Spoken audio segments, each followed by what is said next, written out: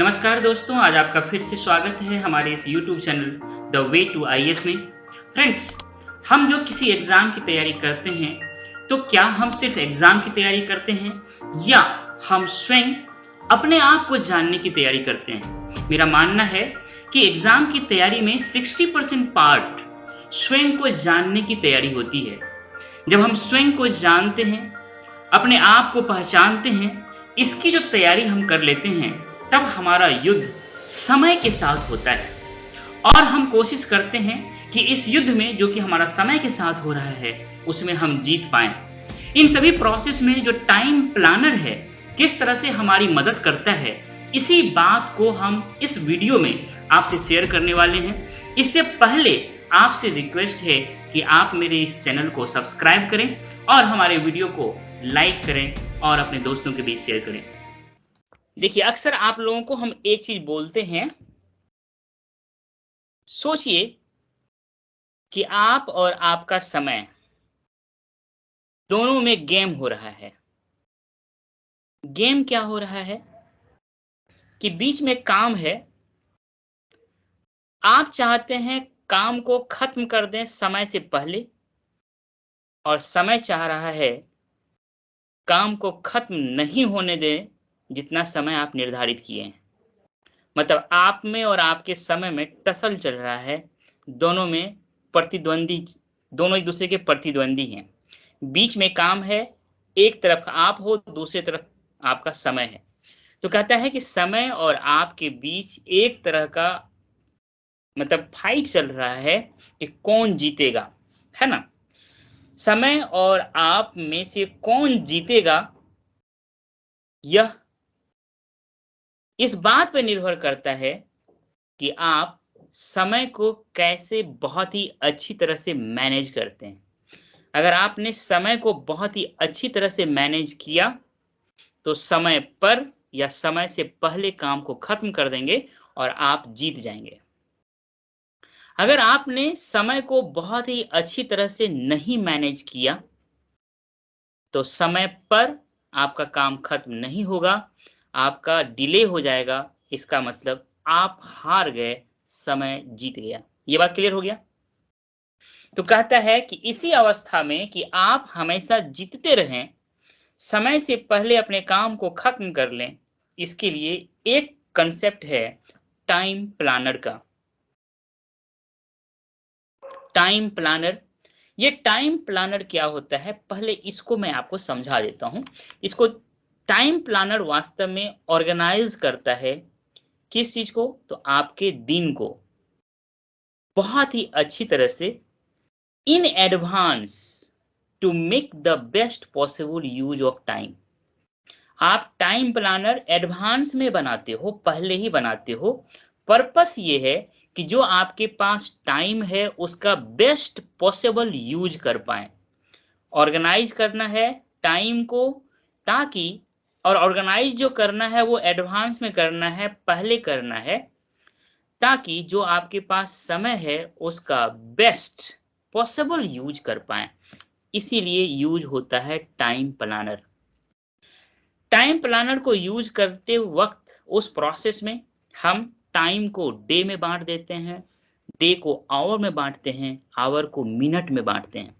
अभी आपको मिनट का एहसास नहीं होगा, अभी आपको डे और ऑवर का तो एहसास होगा कि 2 घंटा में आप ये काम खत्म कर लिए, 1 घंटा में ये काम खत्म कर लिए, आधा घंटा में ये काम खत्म कर लिए। मुझे एहसास है मिनट का भी। जब हम लोग पीटी या मेंस का एग्ज़ाम ये सब जब दे रहे थे यूपीएससी का, तो उस समय ऐसा लगता था जब हम लोग लास्ट राउंड का रिवीजन कर रहे थे, ख़ास करके आप लोग ध्यान दीजिएगा जो कॉम्पिटिटिव एग्ज़ाम में बैठने वाले हैं, जिनको लगता है कि कॉम्पिटिशन के एग्ज़ाम में बैठेंगे, उनको मैं बताता हूँ अपने एग्ज़ाम्पल से कि जब एग्ज़ाम बहुत नज़दीक आ जाता है, जैसे कल एग्ज़ाम है और आज हम लोग रिवीजन कर रहे हैं, तब लगता है कि 5-5 मिनट में हम कितने पेज को रिवीजन कर रहे हैं, पता ही नहीं चलता कितना पेज निकल गया। हाँ, पेज अभी भी बचा हुआ है और हमको लगता है समय कितना बचा हुआ है, तो लगता है यार अभी 15 मिनट बचा हुआ है। तो 5-5 मिनट में डिवाइड किए तो लगता था कि नहीं, इतना में तो कर लेंगे। तो 5 मिनट, 2 मिनट, 3 मिनट, 1 मिनट, इस सब का वैल्यू आपको तब पता चलेगा जब आप ज़्यादा से ज़्यादा टफेस्ट कॉम्पिटिटिव एग्जाम में बैठेंगे तब आपको लगेगा कि एक-एक मिनट का कितना वैल्यू है। सबसे बड़ी बात आजकल जो भी यूपीएससी का मेंस लिखते हैं, आजकल ऐसे क्वेश्चंस आते हैं आपको 7 मिनट में आंसर लिखना होता है, 9 मिनट में आंसर लिखना पड़ता है, 15 मिनट में आंसर लिखना पड़ता है। या जो यूपीएससी के पीटी के एग्जाम में बैठते हैं उनको पता होता है कि लास्ट मोमेंट में जब 2 घंटा पुरने वाला होता है उसमें 5 मिनट बचा, 10 मिनट बचा, जब आपका कॉपी छीनने वाला होता है और आपने ओएमआर शीट पे भरा नहीं है तब कितना गिड़गिड़ाते हैं आप अपने उसके टीचर के सामने कि मैम 5 मिनट दे दो मैम, सर 10 मिनट दे दीजिए सर, बस इतना मतलब उस समय आपको एहसास होगा उस मिनट का। तो अभी से मैं आपको बोलता हूँ कि आप लोग मिनट-मिनट बचाने की कोशिश कीजिएगा। हमारे एक सीनियर हैं 4 दिन पहले वो हमारे से मुलाकात हुई तो उन्होंने मुझे एक बात शेयर किया। क्या किया? तो मैंने उससे अपना रूटीन पूछा तो उन्होंने बताया रूटीन में जो सबसे अच्छी बात उन्होंने बताई, मुझे बताया कि संजय अगर सुबह तुम उठते हो, पानी पीते हो, फिर वॉशरूम जाते हो, फिर बाहर निकलते हो, फिर चाय पीते हो और फिर कभी मन हुआ तो दिन में स्नान करते हो। अगर तुम इस सब को छोड़ दो, सुबह उठो, पानी पियो दबा करके जो गर्म पानी होता है और अपना कपड़ा लेके सीधे वॉशरूम जाओ और उधर से पूरा स्नान करते हुए आ जाओ, तुम देखोगे कि ओवरऑल तुम इस प्रोसेस में अपना 15 मिनट बचा लिए और इस 15 मिनट को जरा 30 दिन से गुना करो, 15 तिया 45 450 मिनट तुमने बचाया। 1 महीना में 450 मिनट तुमने बचाया। अब इसको तुम साल से गुना कर दो कि तुम कितने घंटे बचा रहे हो। तो वो जो आदमी है ना बहुत ऊँचे पोस्ट पे है अभी, है ना? जो संगठन जो स पोस्ट बहुत अच्छा है, बहुत ऊँचा है, तो वो हर चीज़ को मैनेज करते हैं। जहाँ देखिएगा हर चीज़ में वो बहुत ही एक्टिव रहते हैं। तो वो जो 1-1 मिनट, 5-5 मिनट, 10-10 मिनट कैसे बचाया जा सकता है, उनको एहसास है इस बात का।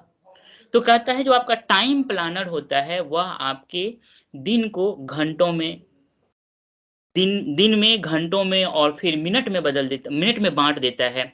और इस तरह से आप ये कोशिश करते हो कि ये जो टाइम प्लानर है, वह किस तरह से जो best possible use of time हो सकता है, उसको करने के लिए हमारा एक टूल्स है, टूल्स याद रखिएगा। टाइम प्लानर हमारा एक टूल्स है। आप जानते हैं टूल्स का मतलब क्या होता है?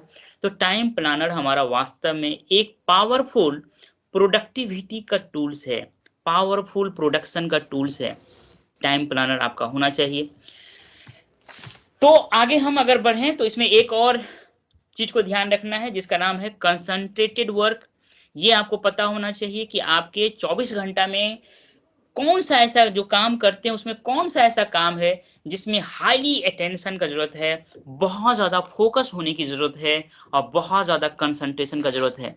24 घंटा में जितना भी काम करते हैं उसमें सारे काम इतने कंसंट्रेशन का डिमांड नहीं करता। जिस काम में कंसंट्रेशन का डिमांड उस लेवल का नहीं है, अगर फिर भी आप वहाँ पे दे रहे हैं, तो आप बोर हो जाएँगे और जिस काम में कंसंट्रेशन का बहुत ज़्यादा ज़रूरत है और उसमें अगर आप डिस्टर्बिंग एरिया में बैठ गए, ऐसे समय में बैठ गए जहाँ की बहुत सारे डिस्टर्बिंग एलिमेंट्स सब है, तो वहाँ पे आप फ्रस्ट्रेट हो जाएँगे क्योंकि आपका काम नहीं हो रहा है। तो आपको ये पता होना चाहिए कि आपका हाइली कंसंट्रेटेड वर्क कौन है। ये 2 चीज़ मतलब आपको ये पता होना चाहिए कि कौन-सा समय आपके पास है, कितना समय है, उसको एक ब्लॉक में बाँटना, उसको टाइम आवर में बाँटना, उसको फिर मिनट में बाँटना, ये सब आपके पास पता होना चाहिए। साथ ही साथ जो आपका काम है, वो काम किस नेचर का काम है, किस काम में कितना ज़्यादा कंसंट्रेशन का ज़रूरत है, ये पता होना चाहिए। और थर्ड पॉइंट जो हम आपसे बात करना चाहते हैं, वो है बेस्ट वर्क हैबिट। मान लीजिए कि टाइम प्लानर में जब आप बनाया तो आप देखते हैं कि एक ऐसा आपका चंक ऑफ टाइम है या ब्लॉक ऑफ टाइम है, जिसमें कि आप जब काम करते हैं तो बहुत ज़्यादा प्रोडक्टिविटी आपका होता है।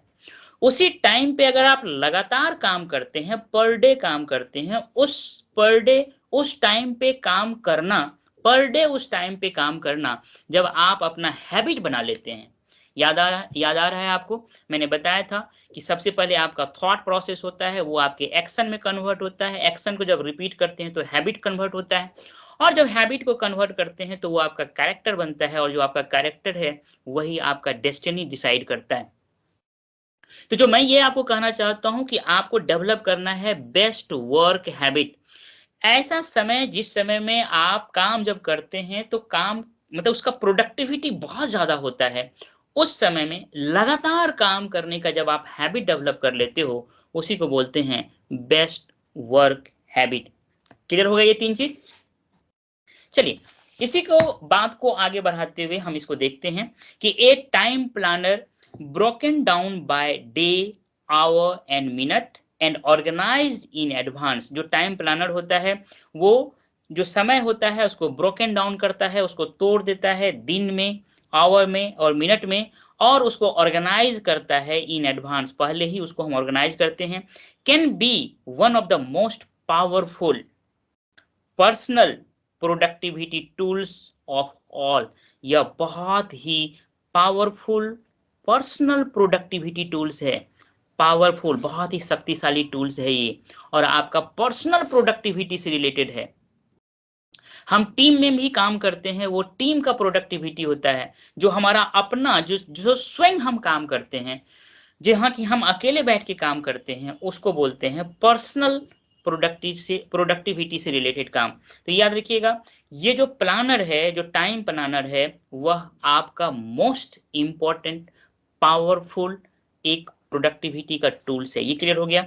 It enables you to see where you can consolidate and create blocks of time for concentrated work. जब आपका टाइम प्लानर होगा, तभी आप समझ पाएंगे कि कहाँ पे, किस समय में आप एक चंक ऑफ टाइम, एक ब्लॉक ऑफ टाइम, एक कंसोलिडेट, मतलब हो गया कि ना, बोल रहे थे ना 180 मिनट का, 90 मिनट, 90 मिनट, मतलब ये 180 मिनट का आपने क्या किया, एक कंसोलिडेट बना दिया, अनब्रोकन कर दिया, एक चंक ऑफ टाइम कर दिया।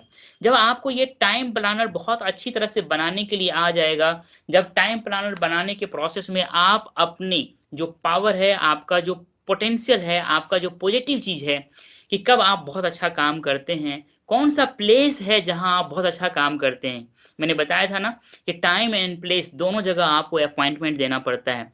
तो किस समय में और किस जगह आपका प्रोडक्टिविटी बहुत ज़्यादा होता है, उस समय को और उस जगह पे आप कंसोलिडेट करते हैं, वहाँ पे एक चंक ऑफ टाइम बनाते हैं, ताकि जिस काम में बहुत ज़्यादा कंसंट्रेशन की ज़रूरत हो, उसको वहाँ पे कर पाएँ। इसलिए टाइम प्लानर, अगर आप लगातार इसको यूज़ करते हैं, तो टाइम प्लानर के प्रयोग से, यूज़ से आप अपने आप को इवैल्यूएट करना सीख जाएँगे कि आपका किस समय में बहुत ज़्यादा का कंसंट्रेशन नहीं बनता, किस समय बहुत ज़्यादा कंसंट्रेशन बनता है, कौन-सा काम है जिसमें बहुत ज़्यादा कंसंट्रेशन का ज़रूरत है, तो उसको जिस समय ज़्यादा कंसंट्रेशन बनता है, उस समय उसको करें। ये सारे चीज़ आपको पता चलना शुरू हो जाएगा, ये सारे चीज़ आप सीख लेंगे।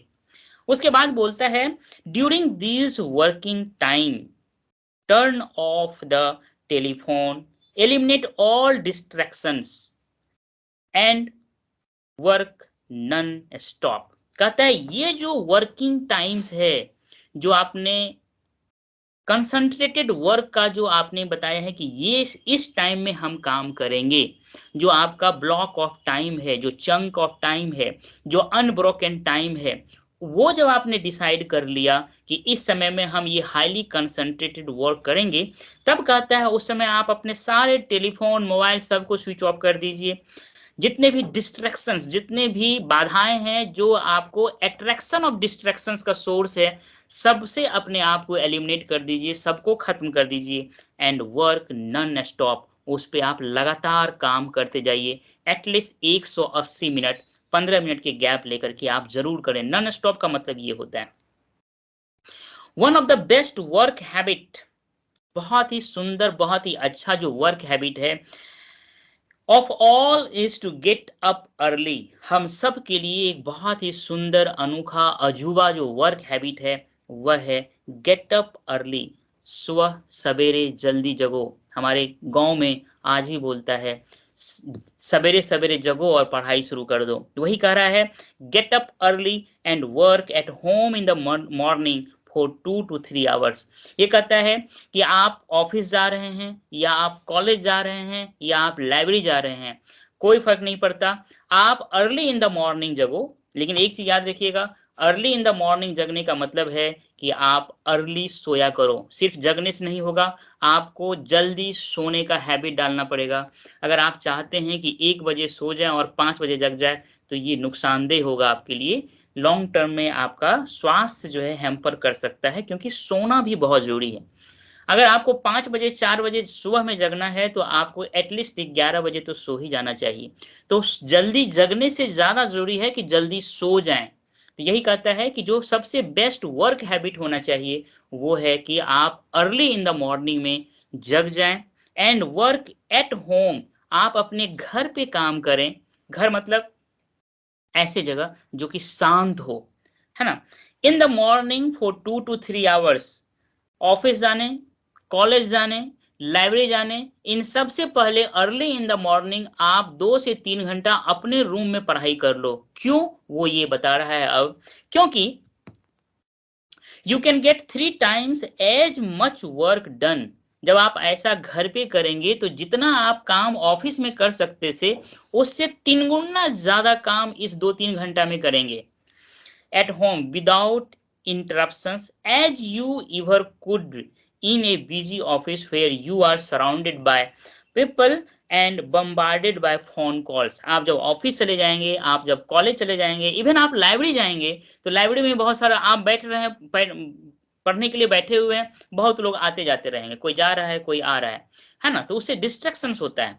तो कहता है कि आप लाइब्रेरी जाइए, आप ऑफिस जाइए, आप कॉलेज जाइए, लेकिन जो हाईली कंसंट्रेशन वाला काम है, जहाँ की लेस डिस्टरबेंस की ज़रूरत होता है, वो अगर आपके घर में डिस्टरबेंस नहीं है अर्ली इन द मॉर्निंग, 2-3 घंटा बैठ कर के वो काम कर लीजिए। क्योंकि ये जो 2 घंटा में आप घर पे अर्ली इन द मॉर्निंग में काम करेंगे, और उसी 2 घंटा में जब आप ऑफ़िस में काम करेंगे, लाइब्रेरी में काम करेंगे, तो इस 2 घंटा जो कि घर में करेंगे, इसमें जो प्रोडक्टिविटी होगा, वह उस समय में जब आप लाइब्रेरी, कॉलेज या ऑफ़िस में काम करेंगे, वहाँ पे जो प्रोडक्टिविटी होगा, उससे ये 3 गुना ज़्यादा होगा घर वाला, है ना? ये क्यों होगा? क्योंकि एक तो आप बहुत ही फ्रेश हैं, मेंटली बहुत फ्रेश हैं, दूसरा यहाँ पे कोई भी डिस्टर्बिंग एलिमेंट नहीं है, सब शांत है, compare to office and the library. यही यहाँ पे ये कहना चाह रहा है। अगर आप ऑफिस चले गए, इतने फ़ोन कॉल आते हैं, आपके ही नहीं, आपके जितने भी कलीग हैं, उनका फ़ोन आता है। इतने वहाँ पे लोग होते हैं, लाइब्रेरी में भी बहुत सारे लोग होते हैं, बहुत सारे लोग फ़ोन आता है, फ़ोन अटेंड करने के लिए सारे लोग उठ-उठ के बाहर जाते हैं। इनसे बहुत ज़्यादा डिस्ट्रैक्शंस होता है। पर इसका मतलब ये नहीं कि आप घर में बैठे रहिए, चौबीसों घंटा में आप लाइब्रेरी जाइए ही नहीं, घर में ही पढ़ना शुरू कर दीजिएगा। तो घर में पढ़ते-पढ़ते ऐसा भी दिन आएगा जब आप घर में ही बोर हो जाएँगे। इसीलिए घर में भी हमेशा मत रहिए, 4 2-3 घंटा घर पे पढ़िए, बाद बाकी लाइब्रेरी में पढ़िए। क्योंकि जो हाइली कंसंट्रेटेड वर्क है, उसको उस समय निपटा दीजिए, जिस समय की बहुत ज़्यादा कंसंट्रेशन आपका अर्ली इन द मॉर्निंग घर में बनता है। जिसमें हाइली कंसंट्रेशन का ज़रूरत नहीं है, उसको उस समय निपटा दीजिए लाइब्रेरी में या ऑफ़िस में, तो आपका बैलेंस बना रहेगा। ना आप बोर होंगे घर में बैठे-बैठे, बहुत ज़्यादा हाइली कंसंट्रेशन का ज़रूरत ही नहीं है और फिर भी आप काम को कर रहे हैं वहाँ पे 5 घंटा, 6 घंटा लगा के, तो आप बोर हो जाएँगे। और ना ही आप फ्रस्ट्रेट होंगे, लाइब्रेरी में, ऑफ़िस में काम कर रहे हैं और आपका काम नहीं होगा, डिस्टर्बेंस होगा, तो आप फ्रस्ट्रेशन में आ जाएँगे। तो आप ना तो बोर होंगे, ना ही फ्रस्ट्रेशन होंगे। तो इस चीज़ को याद रखिएगा कि काम को कैसे मैनेज करें कि आप बोर भी ना हों और फ्रस्ट्रेशन में भी ना आएँ।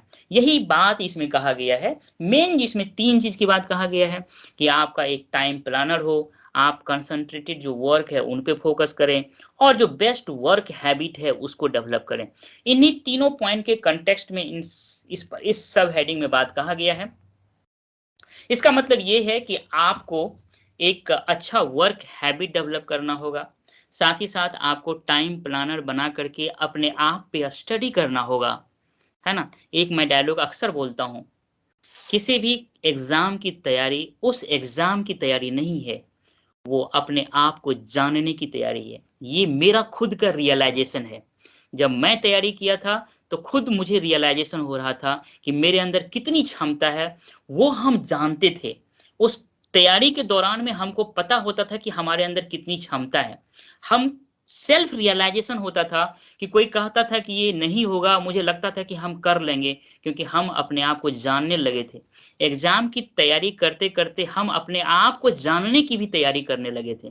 तो वास्तव में अभी जो भी आप ग्रेजुएशन कर रहे हैं या मास्टर्स कर रहे हैं या कॉम्पिटिशन की तैयारी कर रहे हैं, इसमें इस तैयारी के प्रोसेस में उस सिलेबस और प्रीवियस ईयर क्वेश्चन को तो आप तैयारी करते ही करते हैं। अपना जो है ना सेल्फ, उनको भी जानने की तैयारी कीजिएगा। इसलिए मैं आप सबसे बोलता हूँ कि एक छोटा-सा डायरी ज़रूर रखिए, जिसमें आप लिखिए कि जब हम ये क्वेश्चन सॉल्व कर रहे थे तो मेरा दिमाग कहाँ चला गया था, है ना? जब हम नहीं जानते थे फिर भी इस क्वेश्चन को हमने सही किया, कैसे कर लिया? क्या सोच रहा था कि मैंने इसको सही कर लिया, है ना? कभी-कभी आपका मेन्स आंसर लिख रहे होते हैं, उसमें वर्ड कुछ और होता है, आँख कुछ और पढ़ता है, दिमाग कुछ और सोच लेता है। तो आपको बाद में रिकॉल करना चाहिए कि ऐसा कैसे हुआ हमसे, रिकॉल करके उसको अपनी इस छोटी-सी डायरी में लिखिए।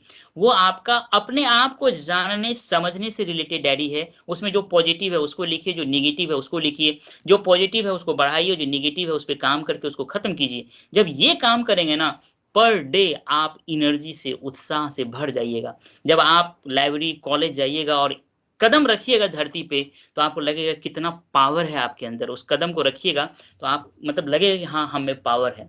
इसलिए मैं बोलता हूँ कि एग्ज़ामिनेशन की तैयारी वास्तव में अपने आप को जानने की तैयारी है। तो ये जो प्लानर है, टाइम प्लानर है, कंसंट्रेटेड वर्क है, बेस्ट वर्क हैबिट्स है, इन तीनों चीज़ों के कॉन्टेक्स्ट में आज जो हमने आपसे बात किया, कहने का मतलब ये है कि आप टाइम प्लानर बनाइए, अपने आप को अरेंज कीजिए, अपने टाइम को देखिए, अपने काम को देखिए और अपने आप को देखिए। एक तरफ आप हैं, दूसरी तरफ आपका समय है, बीच में काम है। देखना है कि कौन जीतेगा। जिस दिन आप जीत गए, मतलब समय पर या समय से पहले जिस दिन काम को खत्म कर दिए, आप जीतेंगे और आपका जो भी गोल होगा, वो आपके हाथ में होगा। यही बात हम आपसे कहना चाह रहे थे।